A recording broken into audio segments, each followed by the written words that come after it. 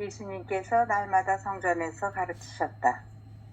수석사제들과 율법 학자들과 백성의 지도자들은 예수님을 없앨 방법을 찾았다. 그러나 어떻게 해야 하는지 그 방도를 찾지 못하였다. 온 백성이 그분의 말씀을 듣느라고 곁을 떠나지 않았기 때문이다. 네, 이 두 절 가지고 오늘 얘기를 하게 될 텐데요. 루카복음 19장 47, 48절에 나타난 말씀은 영원한 현재의 성소, 영원한 현재인 지금 여기로 부르시는 하느님의 말씀이라고 보고 이 얘기에 함께 참여하면 좋겠어요. 그러니까 루카복음의 이 거대한 이 얘기 안에는 루카복음 19장의 이 얘기를 통해서 함께 들어봐야 되는데, 루카복음 19장은 결정적인 예수님의 전환점을 맞이해요. 그러니까 예수님의 시작은 어디서부터 출발하냐면 갈릴레아에서 시작된 아주 긴 여행이 예루살렘 입성으로 그 목적지에 도달하지만, 예수님이 예루살렘 목적지에 도달한 것이 단순한 예루살렘 성문이 아닌 성전이라고 하는 영적 중심부로 수렴되는 거예요. 그러니까 온전한 것은 다 영적인 중심부인 지금 여기 이 순간 살아있는 하나님의 현존 가운데로 수렴되는 말씀이다. 이렇게 보고 함께 이 얘기를 들어보면 좋겠어요. 예수 그리스도께서 예루살렘을 보면서 눈물을 흘리신 장면이 나오죠. 그게 루카복음 19장 41절에서 44절의 말씀이고요. 예루살렘을 보고 눈물을 흘리신 다음에 성전에 들어가셔서 장사꾼들을 완전히 내쫓으시는 얘기가 있죠. 내 아버지의 집을 강도의 소굴로 만들지 마라. 이 내 아버지의 집 성전이라고 하는 건 다름 아닌 실제로 살아계신, 지금 여기 이 순간 눈앞에 이렇게 살아계신 그리스도 현존을 얘기하는 거예요. 이건 단순한 종교적인 개혁적 행위를 넘어서 하나님의 현존이 머무르는 공간을 확보하기 위해서 존재론적으로 정화 작업을 시작하는 거예요. 이 정화 작업이라고 하는 것은 내면의 장사꾼들을 다 내 그 결단력을 가지고 과거나 미래로부터 우리가 완전히 자유로울 때 비로소 지금 여기 이 순간 살아계신 그리스도의 현존을 지금 여기서 살 수 있다는 게 이 루카복음 전체의 흐름 속에서 하시는 말씀이라고 볼 수 있죠.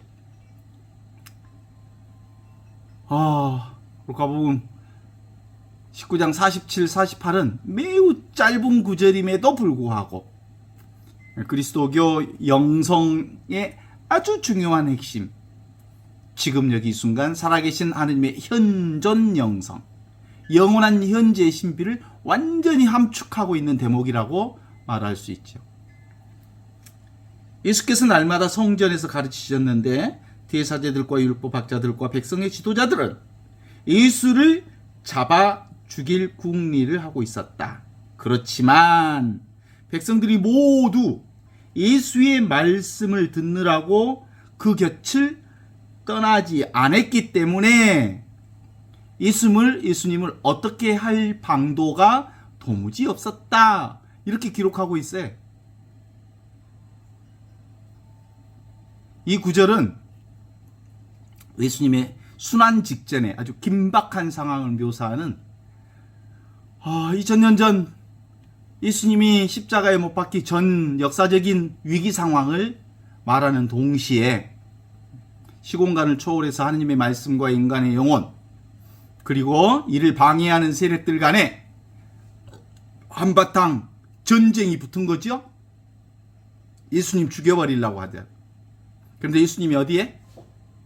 백성들 모두 예수의 말씀을 듣느라고 백성들이 그 곁을 떠나지 않았기 때문에 도무지 어찌할 도리가 없었다. 현존하는 상황, 지금 여기 이 순간 하느님의 백성들과 예수님이 온전히 일치하는 상황에서는 이 백성의 지도자들과 그리고 율법학자들과 바리사이파 사람들이 예수님을 어찌할 수 없었다라는 걸 전하고 있는 거예요. 이게 핵심이에요, 핵심. 그게 뭐라고요? 예수님의 말씀을 듣는 순간, 그것이 현존의 순간이라고. 그게 궁극적으로 하느님과 온전히 하나 된 상태에 있는 순간이라고 말할 수 있는 거예요. 현존이 바로 말씀과 하나 된 순간. 천지창조 이전 말씀이, 천지가 창조되기 전부터 말씀이 계셨다. 그 말씀은 하느님과 온전히 하나였다. 모든 것은 말씀으로 창조되었고 말씀 없이 창조된 것은 하나도 없었다. 이 세상 전체가 이 말씀으로부터 왔는데, 이 말씀이 곧 빛이었다. 이 말씀이 곧 생명이었다. 이 말씀이 곧 현존이었다. 이 말씀이 바로 영원한 생명이었다. 이 말씀이 곧 의식이요 존재요 지복이었다. 그런데 사람들은 이 빛이신 말씀을 믿지 않고 어둠을 믿었다. 어둠 속에 살고 있었다. 그런데도 불구하고 어둠이 빛을 이겨본 적이 없다. 이게 이제 요한복음의 전체적 흐름이잖아요. 이 현존이 바로 지금 이 말씀이라고 하는 거고, 이 말씀이 곧 현존을 드러내고 있는 거죠. 그렇습니다. 이게 바로 관상기도를 얘기하는 거고요. 이것이 곧 말씀과 하나로 사는 것이고요. 이게 신비신학에서 말하는 영혼의 매달림이고요. 이게 바로 현존에 대한 절대적 의존을 시사하는 말씀이에요. 그러니까 루카복음 19장 47절 48절의 중심은 지금 여기 살아계신 하나님의 현존을 체험하는 신비적 통로가 되는지를 철저하게 분석하고 있는 거예요. 그러니까 말씀과 하나, 지금 여기를 사는 사람은 어디에 어떤 유혹에도 넘어가지 않는다. 어때? 동의하시죠?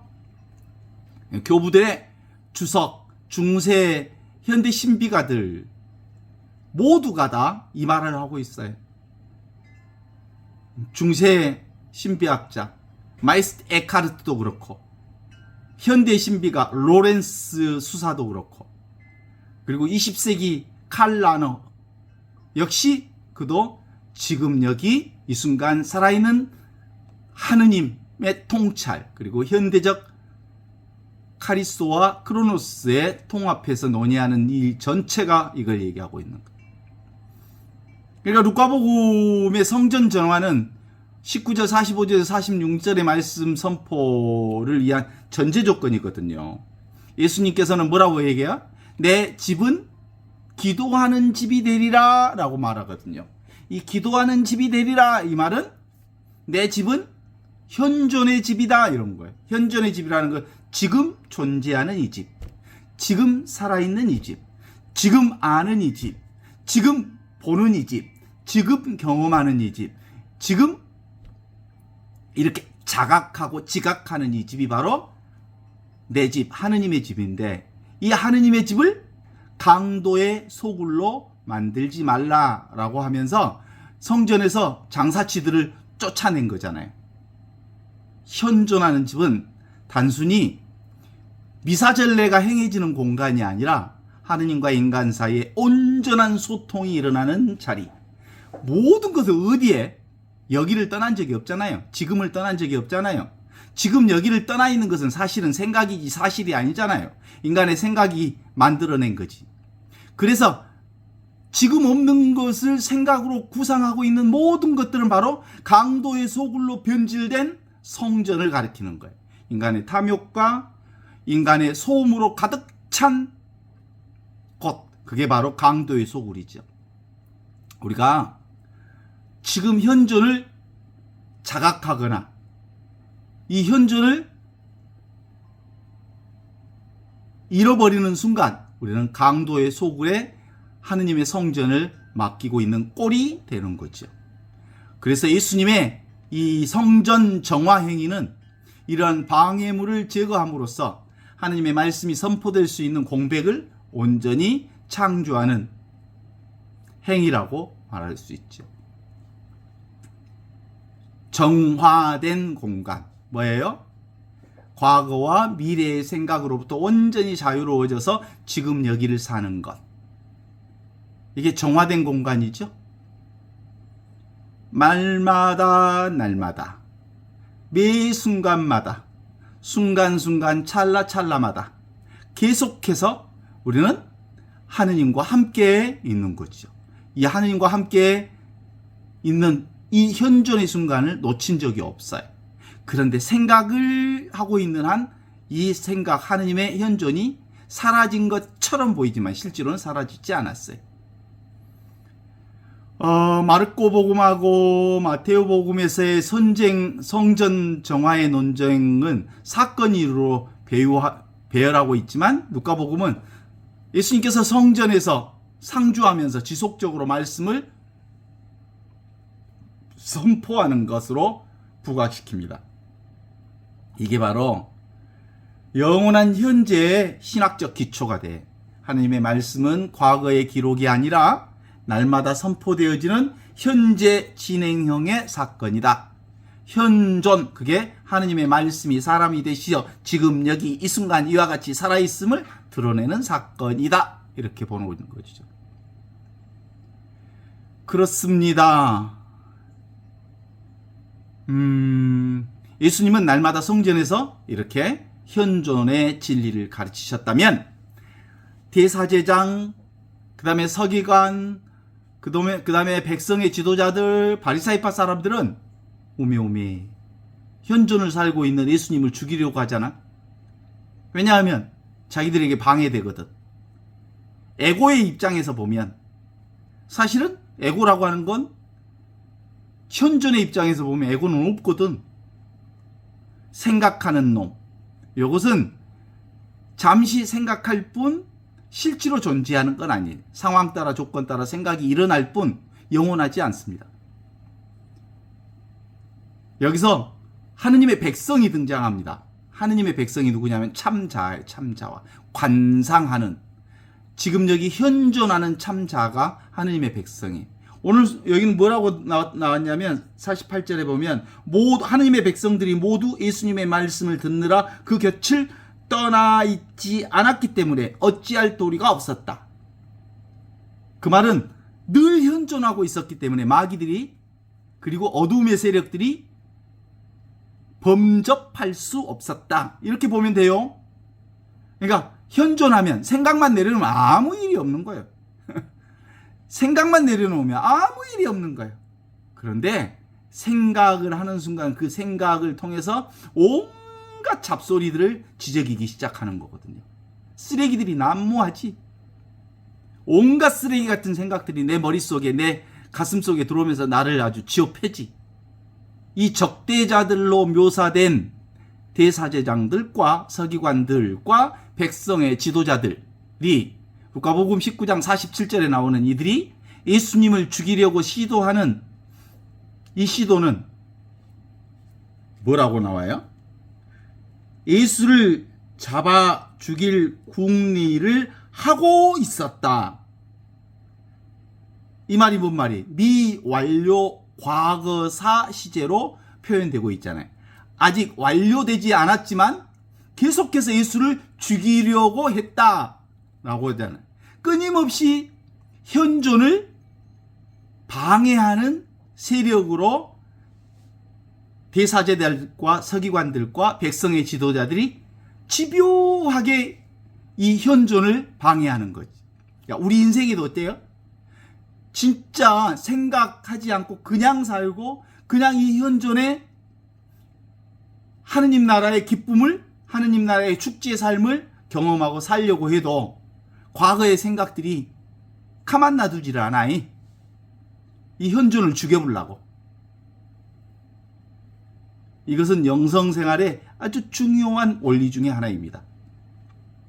외부 공격이나 내면의 유혹이 아무리 강력해도 지금 여기 이 순간 그리스도와 함께 있으면, 그리스도와 함께 그리스도 안에서 그리스도를 통하여 성령과 하나 되어 현존을 사는 한 어떤 위험에도 우리는 흔들리지 않을 수 있다는 것을 보여주는 말씀이라고 볼 수 있죠.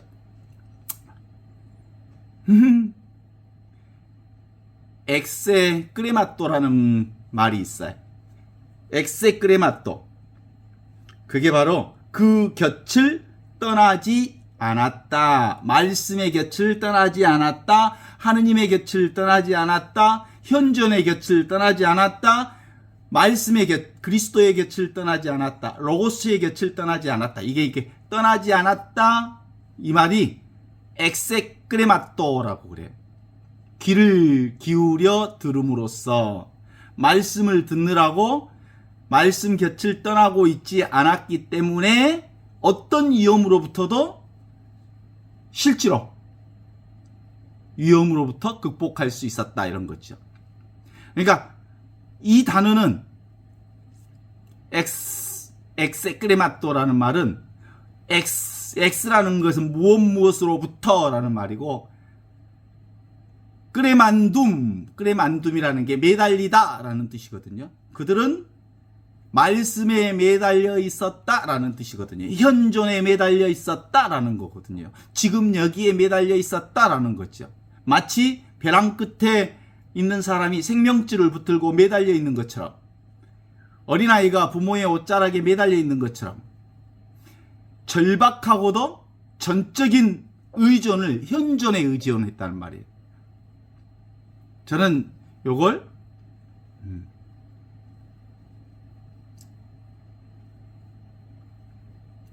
지금 여기 수본진심, 진심을 지키는 것, 현존을 지키는 것, 이 순간을 지키는 것, 순간순간을 사는 것, 이 현존의 삶을 사는 것, 이게 수본진심이거든요. 이게 영원한 생명이거든요. 이게 나를 지키는 거고 하느님을 지키는 거거든요. 이게 우리 신앙생활의 본이에요. 수본진심, 제1정진. 이게 바로 현존을 사는 것만이 비로소 영원한 생명을 사는 유일한 길이거든요. 19세기에 저명한 주석가는 이 단어를 입술에 매달리다 라는 관용어 표현으로 청중들이 그 말하는 사람의 입을 한마디도 놓치지 않으려고 극도의 집중 상태를 묘사하고 있다 이렇게 표현하고 있지만, 실제로는 이 말하는 순간순간, 지금 이 순간, 찰나찰나 이 순간에 온 지극정성을 다하는 거, 이게 하느님과 함께 있는 상태다 이런 걸 얘기하는 거거든. 어때요? 매달림이라고 하는 건 자신의 무게중심을 자기 자신이 아닌 하느님 말씀에 온전히 옮기는 상태, 이게 바로 영적인 전환을 얘기하는 거거든요. 내 나로 살지 않고 그리스도가 나의 주님이 되어 사는 거거든요. 근본적으로 오직 예수의 입에서 나오는 말씀의 존재를 위탁한다. 오직 예수의 입이 어디 있어요? 지금 여기 이 순간 살아있는 말씀이 사람이 되시어 눈앞에 있는 여기에 있는 거거든요. 이것이야말로 지금 여기에서 하느님의 체험을 하는 핵심적인 신앙이라고 볼 수 있어요. 과거의 후회나 미래의 불안에 발을 디디지 않고 현재 선포되는 말씀에만 온전히 매달려 있는 상태, 이것이 바로 관상, 콘템플라시오, 관상생활, 관상기도의 본질입니다. 그런 점에서 기본적으로 인간의 시간은 시간과 공간 내에 있는 시간이잖아요. 하느님의 시간은 시간과 공간을 초월한 시간이잖아요. 시간과 공간의 안에 있는 시간을 크로노스라고 하고, 시간과 공간을 초월한 시간을 카이로스라고 한다면, 기본적으로 우리 인간은 시간과 공간 내의 시간에 매몰되어 있어요. 대사제장들과 서기관들이 살고 있는 시간은 크로노스, 물리적이고 연속적이고 정량적인 시간. 1년은 365일. 그죠? 한 달은 30일, 하루는 24시간, 1시간은 60분. 이렇게 인간이 정해진 시간, 이게 크로노스라고 한다면, 이 인간이 정해진 시간은 바로 대사제장들과 서기관들이 살고 있는 크로노스 시간인데, 이게 바로 예수를 죽이려고 했으나 그 방법을 찾지 못해 전전긍긍했다. 시간과 공간을 초월한 하느님의 시간을 우리가 죽일 수 있어요? 영원한 시간을? 이 전형적인 미래지향적 불안을 얘기합니다. 그러니까 여기 이렇게 나오잖아요. 날마다 성전에 가르치셨는데 예수님이 대사제들과 율법학자들과 백성의 지도자들은 예수를 잡아 죽일 궁리를 하고 있었다. 어떻게? 상대가 절대를 죽이려고 했단 말이에요. 상대가 절대를 죽일 수 있어요? 없어. 그래서 전전긍긍할 수밖에 없지. 그들은 이 예수라고 하는 사람이 계속 가르치면 우리 입지는 어떻게 되지? 로마인들이 와서 우리의 땅을 빼앗지 않을까? 하는 여러 가지 고민들이 있었어요. 이게 요한복음 11장 48절에 나오는 말씀과 같이 늘 인간의 시간은 끊임없이 두려움과 고민에 쌓여 있죠. 다가올 시간을 통제하려고 미래에 대한 계획을 세우면서 이 계획이 들어맞지 않을까봐 두려워하면서 사는 게 인간 생활의 전부죠. 그래서 사람들은 예수님과 물리적으로 같은 공간에 있지만 영적으로는 지금 여기 없습니다. 그들은 늘 과거나 미래의 걱정 속에 빠져 있어서 실제로는 살지만 살아있는 송장, 죽어있는 송장들처럼 온갖 과거와 미래 속에 파묻혀 있어요. 그들의 마음은 늘 음모와 계획이라고 하는 가상의 미래를 가지고 있었기 때문에 눈앞에 있는 현존하는 하느님의 아들을 알아볼 수가 없었어요. 그래서 그들은 늘 해야 할 목록에 사로잡혀서 현재를 놓치는 것과 유사한 모습으로 살았던 거죠. 자, 그렇다면 지금 여기 이 순간 현존을 사는 사람들은 어떤 사람들이 말해요? 오늘뿐이다. 오늘만 있다. 라고 하는 사람은 무서울 게 없어. 오늘이 전부다. 그래. 예수님의 시간은 카이로스, 하느님의 때가 차서 이루어지는 질적이고 괴적인 은총의 시간들입니다. 루카복음 19장 앞절에서 예수님은 자케오에게 그렇게 얘기하잖아요. 자케오야 내려오너라. 오늘 내가 너희 집에 함께 하겠다. 오늘 너희 집이 구원을 얻었다. 오늘을 사는 사람은 늘 구원을 얻은 사람입니다. 현존을 사는 사람은 늘 하느님 나라를 지금 여기서 사는 사람입니다. 예수님에게는 구원은 먼 미래의 보상이 아니라 그분을 영접하는 순간 오늘이 발생합니다. 성전에서 날마다 가르침은 이러한 영원한 오늘을 매일 갱신하는 행위라고 말할 수 있죠. 백성들이 예수님의 말씀에 매달려 있을 때 그들은 크로노스의 인간의 시간에서 벗어나 하느님의 시간, 지금 여기 이 순간 카이로스의 차원으로 상대적인 세계에서 절대의 세계로 진입하게 된 것입니다. 말씀에 올인하는 순간, 지금 현존하는 순간, 시간의 경과가 느껴지지 않고 오직 진리와 만남이 존재하는 순간이 되는 거죠. 바로 지금 시공간을 초월하는 하느님의 현존, 이게 바로 늘 영성가들, 그리스도교 신비가들이 말한 영원한 현재가 바로 지금 이 순간입니다. 하느님은 과거에도 계셨지만 미래에도 계실 분도 아닌 영원한 현재로 계시는 나 있음, I am that I am, 내가 바로 있는 바 그대로 나다 라고 모세에게 말씀하셨던 그 하느님이 지금 여기 나와 함께 계시는 거지요. 그런 점에서 루카복음 19장은 하느님의 온전한 백성이 된다는 것은 곧 인간의 일상이 카이로스적 하느님의 순간으로 변화시켜지는 것을 말하는 거지요. 내가 시간을 통제하는 게 아니라 하느님의 때를 기다리는 것이에요. 백성들은 예수님이 말씀을 주실 때까지 기다렸고 주시는 말씀을 받아 먹었던 사람들이지. 그러니까 하느님의 백성들은 능동적인 수동성을 간직한 사람들, 정말 하느님과 함께하고 싶어하는 이 마음 때문에 모든 것을 있는 그대로 받아들이는 능동적 수용성, 그것이 하느님 백성들의 특징이라고 말할 수 있어요.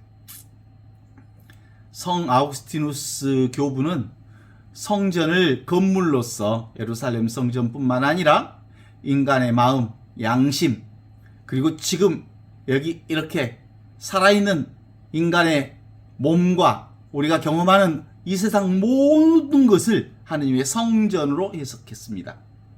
이러한 알레고리적인 해석을 통해서 루카복음 19장 47절 48절을 내면의 심리 드라마로 읽어낼 수 있죠.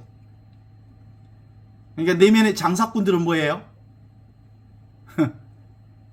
내면의 장사꾼들. 그게 세상에 대한 지나친 애착과 걱정과 그리고 하느님과의 관계를 거래로 생각하는 기복적인 신앙 태도들이 바로 내 안에 간직한 장사꾼들이죠.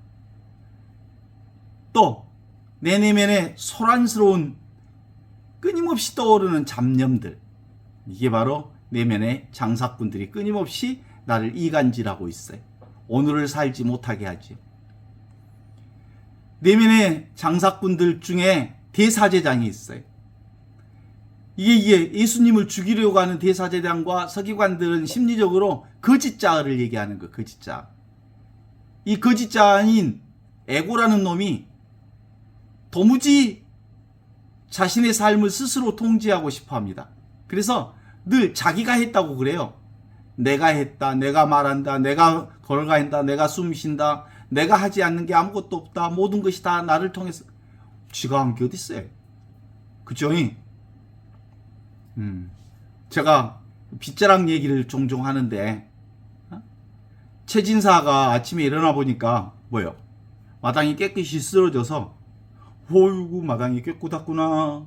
누가 이 마당을 쓸었지? 그랬더니 마당에 기대고 있던 빗자루가 앞으로 탁 나타나면서 어이구 제가 쓸었습니다. 주인님 그러더라는 거. 그래? 진짜 네가 쓸었냐? 정말 네가 쓸었냐? 그랬더니 제가 쓸었어요. 정말이냐?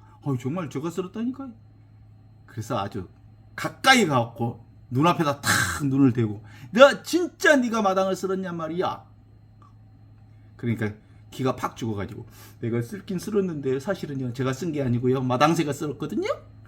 진짜 그렇게 얘기하지. 그래, 우리 인간이 자기가 무슨 일을 했다고 하는 거예요.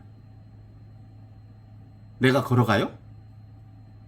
하느님의 생명이 내 몸을 통해서 나를 걸어가게 한 거죠. 내가 뭘 봐요?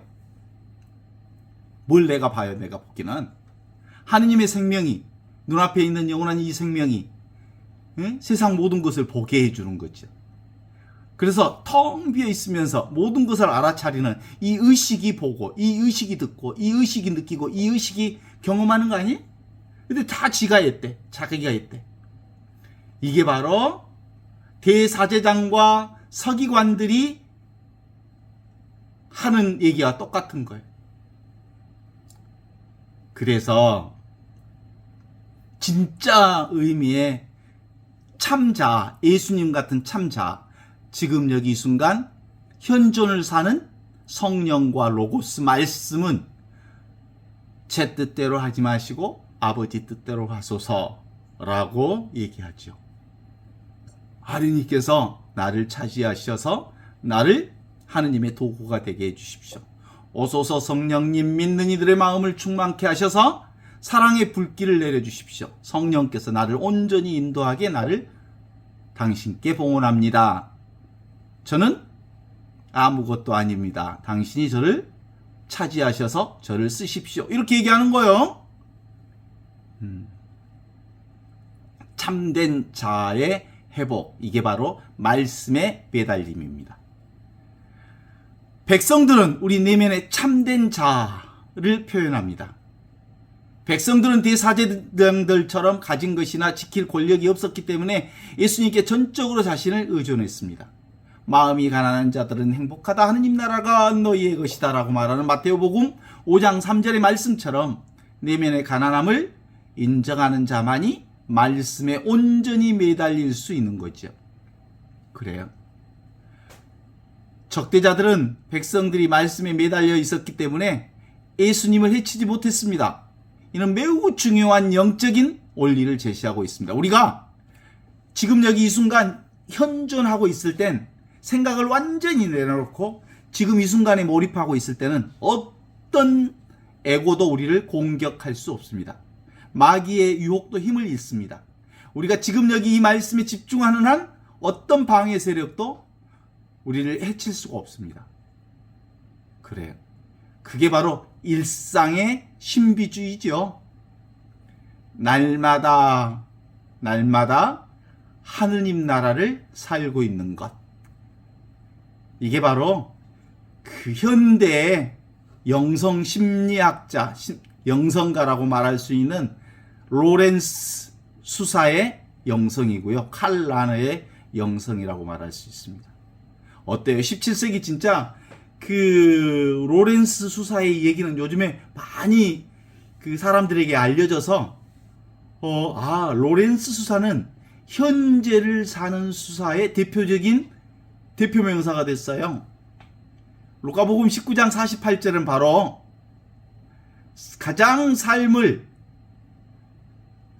가장 완벽하게 구현한 인물 중에 하나로서 로렌스 수사를 얘기하고 있어요. 하느님의 현존 연습. 이게 바로 지상과 천상이 둘이 아닌 지상이 천국이구나, 천국이 따로 없구나 라는 걸 가르쳐 주신 수사였죠. 그렇습니다. 그 익명의 그리스도인이라고 하는 아주 유명한 말을 남기신 칼 라너, 익명의 신비가, 20세기 위대한 신학자 칼 라너는 현대 사회에서 신앙이 생존하기 위해서는 모든 그리스도인들이 일상의 신비가가 되어야 한다라고 주장합니다. 미래의 그리스도인은 신비가가 되거나 아니면 존재하지 않을 것입니다. 일상의 그리스도인, 익명의 그리스도인. 칼 라너는 현존을 사는 모든 이들이 바로 그리스도인이다. 지금 여기를 사는 모든 이들은 다 익명의 그리스도인이다. 이렇게 얘기합니다. 그는 우리가 일상 속에서 겪는 절대적인 의존의 감정, 조건 없는 사랑, 그리고 진리에 대한 갈망 속에서 하느님을 체험한다고 보았습니다. 그래서 예수님은 성전을 정화하셨지만 궁극적으로는 당신 자신이 새로운 성전이 되셨죠. 칼 라너의 신학에서 우리는 지하철 안에서, 사무실 안에서, 가정 길에서, 그리고 탈핵의 현장, 탈핵의 현장 안에서 서로 사랑하고 진실을 살아감으로써 익명의 신비를 체험하게 되죠. 어디를 가든 그리스도인들이 가득 차 있습니다. 그들이 현존을 사는 모든 이들은 다 그리스도인들이에요. 우리는 루카복음의 백성들처럼 보이지 않는 말씀, 지금 여기 이 순간 살아있는 그리스도에 매달리고 있는 사람들, 그리스도와 함께 그리스도 안에서 그리스도를 통하여 성령과 하나 되어 전능하신 천주 성부 모든 영예와 영광을 영원히 받으소서라고 말씀하는 그 자리가 지금 여기 이 자리라고 말할 수 있어요.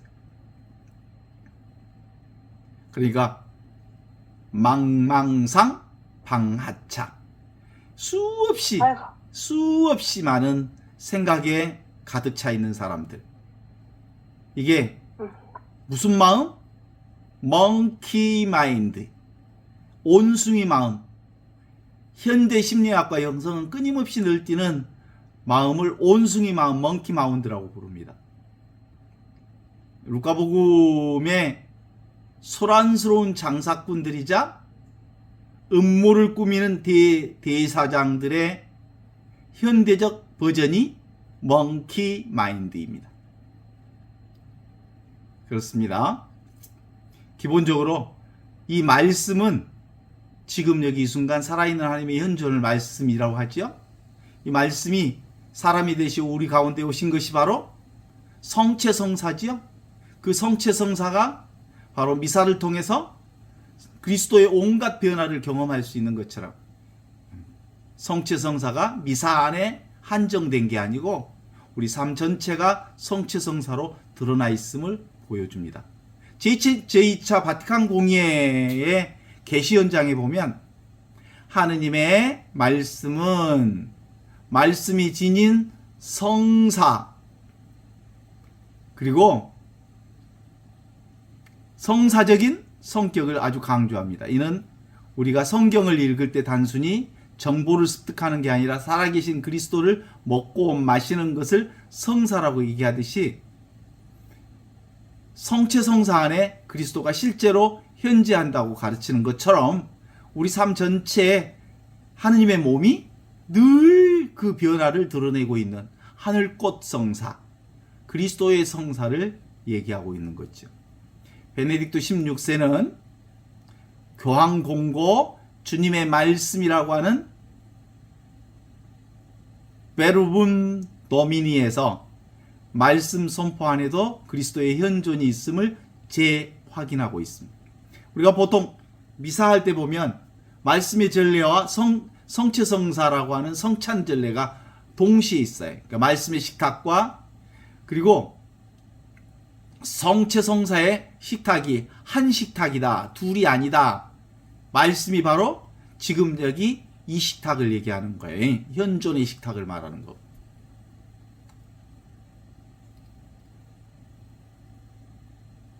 그렇습니다.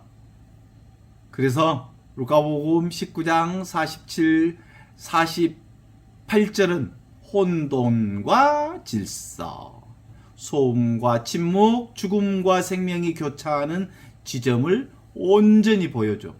대사장과 그리고 백성의 지도자들로 대별되어지는 세상 권력과 끊임없이 우리를 불안케하고 미래를 두려워하고 세상을 죽이려 하는 이 세력들과 지금 여기 이 순간 온전히 하느님의 말씀 현존 안에서 우리를 살려주시는 그리스도는 이 두 가지 현장 안에 같이 있어요. 우리가 생각만 내려놓으면 현존 속에 있는 거지. 망망사상방하차. 지금 여기 이 순간이 바로 구원의 날이고 바로 지금 이 순간이 바로 현존의 순간입니다. 우리가 해야 할 일은 복잡한 방법을 찾는 게 아니라 예루살렘의 그 이름 없는 하느님의 백성들처럼 자신의 무력함을 인정하고 오직 지금 여기 이 순간 하느님의 생명의 말씀에 나를 온전히 봉헌함으로써 실제로 영원한 생명을 지금 여기서부터 살아낼 수 있는 거죠. 현존, 그것이 영원한 생명의 핵심이에요. 로마서 8장 35절에서 37절에 보면 그렇게 얘기하잖아요. 누가 우리를 그리스도의 사랑에서 끊어낼 수 있겠습니까? 환난입니까? 박해입니까? 그러나 이 모든 환난과 박해 속에서도 우리를 사랑하시는 이로 말미암아 우리는 넉넉히 이 환난과 박해를 이겨낼 수 있습니다. 라고 얘기하고 있죠. 그쵸? 그래서 진정한 의미의 사내 대장부, 여장부로 사는 방법은 현존을 사는 일, 이게 바로 사내 대장부로 사는 거고. 사내 대장부는 뭐예요? 삶 자체가 바로 하느님 나라. 삶 자체가 하늘꽃을 피워내는 곳. 하늘꽃을 피워내는 이 삶 전체가 바로 하늘을 드러내고 있고 현존을 드러내고 있는 것이죠. 진리는 너무 분명하고 자명해서 망망상방하자 생각만 탁 내려놓으면 온전히 하느님 나라가 이렇게 온전하게 우리 안에 떠나 있지 않음을 고백하는 거지요. 삶 그대로 뭐라고요? 하느님 나라라고요. 이걸 마인드풀리스, 온갖 세상의 변화, 생멸 변화를 다 경험하는 이 알아차린, 텅 비어 있으면서 모든 것을 알아차리는 이 마음, 마인드풀리스가 바로 자각인데, 이 자각을 통해서 온전히 하느님 나라를 경험할 수 있어요. 핵심은 세상에 말려들지 말라. 우상을 섬기지 말라. 우상이 뭐예요? 눈에 보이는 것 집착하지 말라. 그러면 뭐예요? 우상을 집착하는 유일한 방법은 우리의 생각과 우리의 언어와 우리의 말씀이 그것을 끄달리기 때문에, 그러니까 하느님의 이름을 헛되이 부르지 말라라고 하는 이 계명을 기억하면 되겠어요. 생각을 내려놓는 거죠. 그러면 아주 자연스럽게 3계명인 안식을 거룩하게 지내는 일이 가능해집니다. 그때 비로소 하늘 땅 모든 것이 하늘꽃이 피어있는 그 하늘꽃들이 우리를 형성하고 있는 부모이죠. 그러니까 있는 그대로 지금 이대로를 사랑할 수 있는 근거가 되고요. 그것이 바로 우리 삶 전체를 어디에도 걸리지 않고, 무엇에도 걸리지 않고, 무엇으로도 놀라지 않고, 어떤 것에도 더럽혀지지 않는 아주 진정한 의미의 자유와 해방과 구원을 사는 일이 가능해진다.